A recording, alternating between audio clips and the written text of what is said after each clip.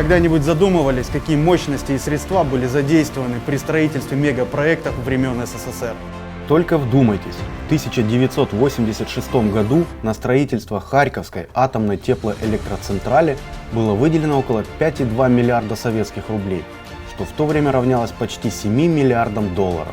Для примера, сверхвысотный небоскреб Бурдж-Халифа высотой 828 метров в Дубае построили за 6 лет с бюджетом в 1,5 миллиарда долларов. Он является самым высоким и многоэтажным зданием в мире.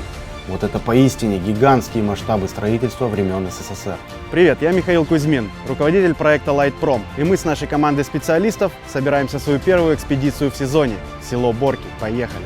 Мы вдохнем вторую жизнь во всеми забытые объекты прошлых веков и покажем вам их в ином свете. Оставайтесь с нами, дальше будет круто.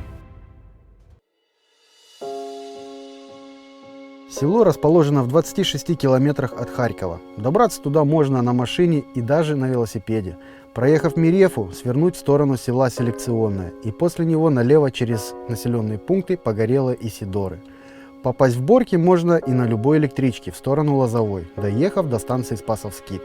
Кстати, там же можно посетить часовню нерукотворного Спаса, построенную на месте крушения императорского поезда.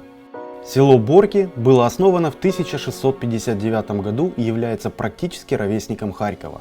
Его окрестности невероятно живописны. Село расположено между двух рек – Джгун и Мжа, на берегах которых встречаются удивительные пляжи с белоснежным, практически мальдивским песком. Их окружает тенистый смешанный лес. В 1888 году о небольшом селении в Харьковской губернии вмиг узнала вся царская Россия.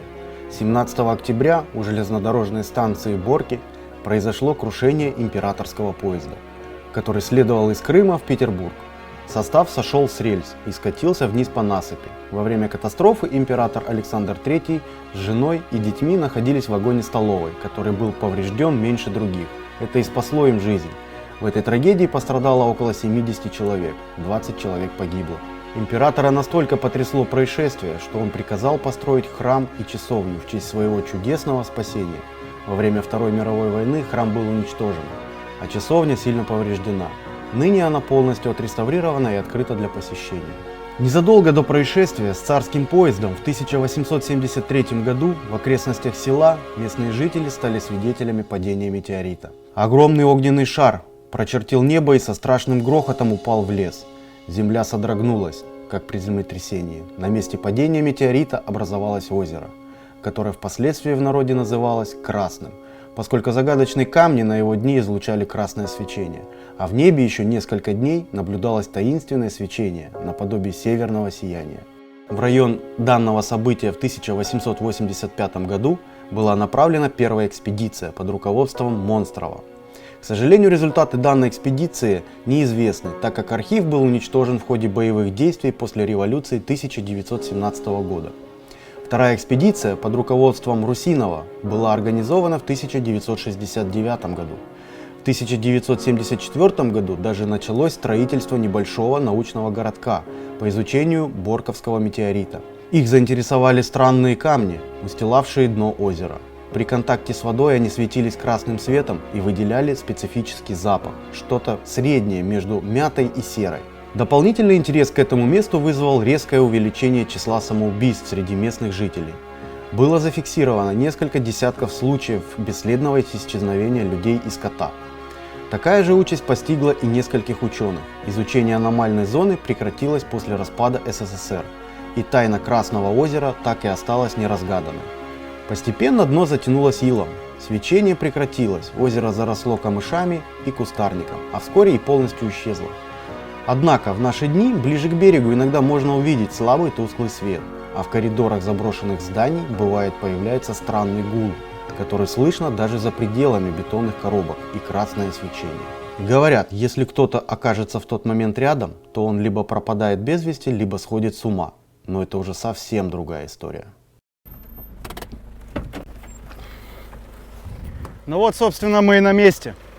А что же касается недостроенного городка атомщиков и самой АТЭЦ, то дело обстояло примерно так. Запуск проекта состоялся в 1984 году, но согласно грандиозным планам ввод в эксплуатацию первого энергоблока был намечен на 1993 год. а в 1995 должен был быть активирован второй энергоблок. Проектная мощность будущей Харьковской атомной электростанции должна была составлять 2000 мегаватт. Пока шли проектные работы, началось возведение городка атомщиков, рассчитанного на 30 тысяч человек.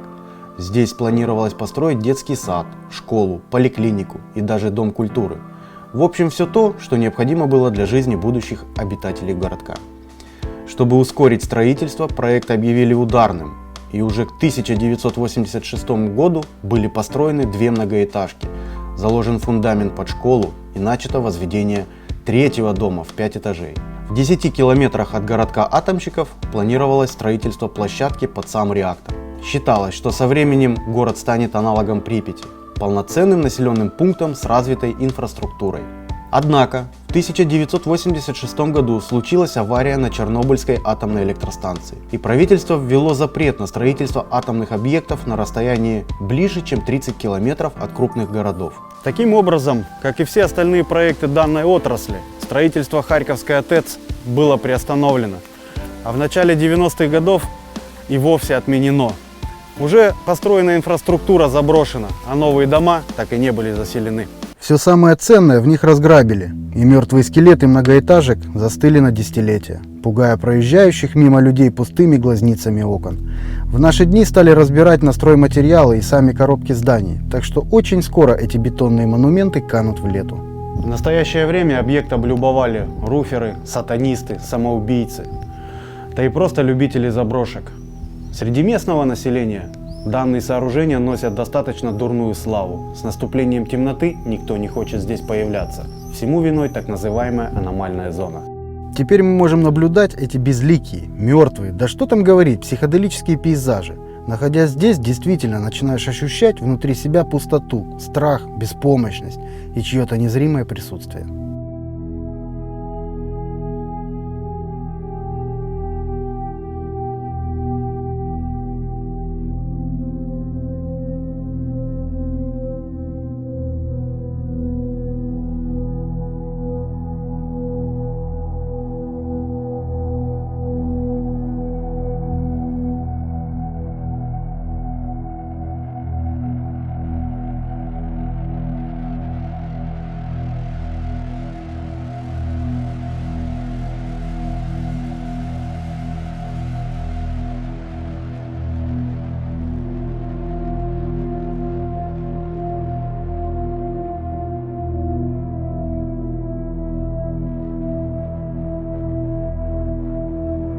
Дорогие друзья, на этой красивой ноте предлагаю запомнить наших бетонных монстров при мощном и ярком свете светодиодных прожекторов нашего производства. Так сказать, вдохнем в них жизнь. Ведь пройдет еще немного времени, и они исчезнут навсегда, оставив после себя лишь груды строительного мусора.